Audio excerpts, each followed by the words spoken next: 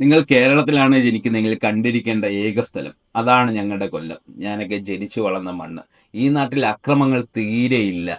പണ്ട് യേശുക്രിസ്തു 5 അപ്പം 5000 പേർക്ക് വീതിച്ചു കൊടുത്ത കണക്ക് ഞങ്ങൾ കൊല്ലംകാർ 5 രൂപയുടെ പച്ച ലെയ്സ് ഞങ്ങൾ 5000 പേർക്കാണ് വീതിച്ചു കൊടുക്കുന്നത്.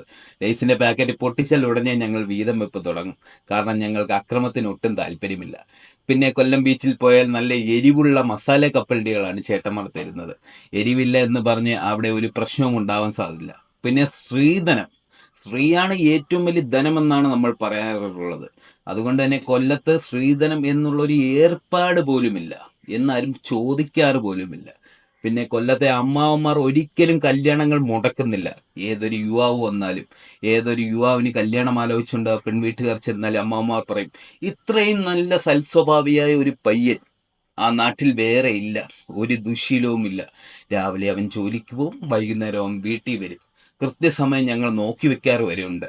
അവൻ നല്ലൊരു പയ്യനാണ് എന്ന് കൊല്ലത്തെ അമ്മാവന്മാർ പറയും. അതുകൊണ്ട് തന്നെ കൊല്ലത്തെ അമ്മാവന്മാർ ഒരിക്കലും കല്യാണം മുടക്കികളല്ല.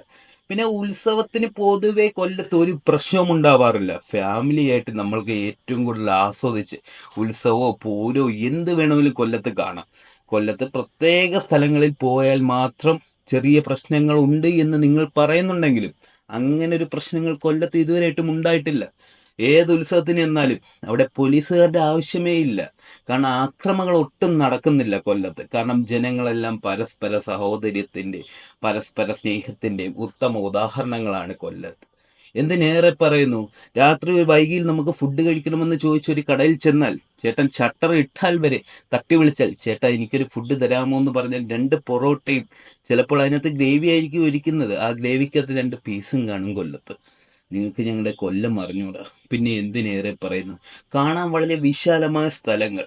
പിന്നെ ഞങ്ങൾക്ക് എന്തിനും ഏതിനും കൂടെ നിൽക്കുന്ന ഞങ്ങളെ MLA MP, 5 വർഷം കൂടുമ്പോൾ ഞങ്ങളെ കാണാൻ വരുന്ന ഞങ്ങളെ സ്വന്തം MP. അദ്ദേഹം ഉണ്ടാക്കിയ വികസന പ്രവർത്തനങ്ങൾ എന്തൊക്കെയാണ് കൊല്ലത്ത്?